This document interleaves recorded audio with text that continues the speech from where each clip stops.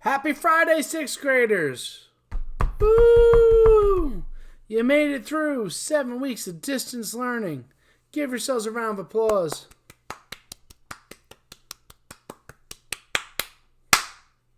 Proud of you all. You've been doing a great job. I'm very impressed. Keep it up. Let's rock it all the way to the year, all right?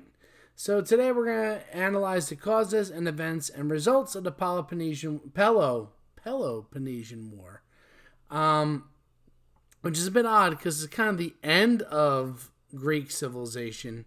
It's the way that the Discovery has it set up for us. And then we go into the Golden Age of Athens, which is before this. But just to kind of keep things fluid with the way that the text rolls, we're going to do it. So we're going to go to the end of the war, then we're going to go back next week and look at the Golden Age.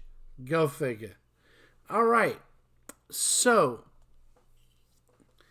after the end of the Persian War,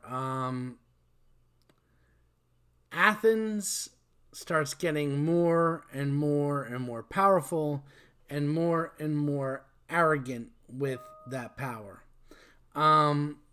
The folks of Athens form a league called the Delian League with many of the island city-states in the Aegean Sea and many of the areas that border the Aegean Sea.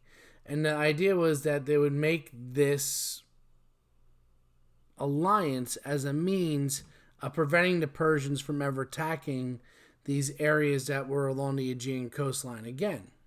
Makes sense.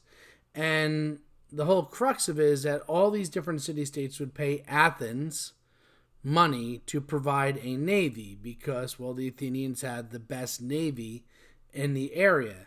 They would protect them with their navy, and the other people would support Athens financially, which would use that money to build bigger ships, build up their navy, and build up their protection. But the Athenians instead used a lot of that money to build up Athens and make it really macked out nice. For example, the Parthenon. They used all that money to build that beautiful temple. No, it was not blinged out as seen here, but it would be really awesome if it was. Just saying. And the Athenians start treating the other people of the Delian League not as equals, not as members or allies, but they treat them as subjects. They treat these other areas as if they were Athenian colonies that were made to feed and keep Athens powerful. Again, this doesn't go so well. Many of the Greek city-states are growing very frustrated with the folks in Athens, namely Sparta. The Spartans are not taking this. They think that Athens is getting too powerful. They feel that Athens is going to take all this wealth and start pushing further and further into the Balkan and then the Peloponnesian Peninsula, and they want to nip it in the bud. And they form an alliance with other colonies, namely some powerful ones, Thebes and Corinth. And they declare war on Athens. And this war, the Peloponnesian War, because the Spartans from the Peloponnesian Peninsula declaring war on Athens, is going to be a very long war. It's going to go on for 25 years, which is a long time. One of the things that really puts Athens in a bad spot in the war is 2 years into it, they face a horrible plague. Sparta and their allies control most of the land, and then the Athenians, because they have such a great navy, feel, all right, we'll just stay behind our walls. We have these massive walls around the city and the surrounding area. The Spartans won't be able to get around that. We'll stay behind them. We'll use our navy, which we still have access to the sea, to continue to supply our city. And we'll use the navy to attack the Spartans. We'll be fine. Well, if you're living out in the countryside and the Spartans and the other armies are now marching in that area, you want to get out. So you start fleeing into Athens. And now the population of Athens spikes up. So all these new people now crowd in Athens. The city streets are packed. And this leads to a plague to break out. And this disease will kill tens of thousands of Athenians. Literally, they're just stacking bodies in pyres where the fires can be seen miles and miles away, that the Spartans basically retreat for a while just to stay away from Athens because they don't want to get sick. And the Athenians, their temples become hospitals, trying to care for and deal with the ill. One of the big problems is that most of the doctors are among the first people to die, and this disease ravages them for more than a year. And even though Athens will continue fighting in the war, it leaves them weakened for the rest of the war, and basically never in a position to win. Whereas in the first year of it, they were beating Sparta pretty good.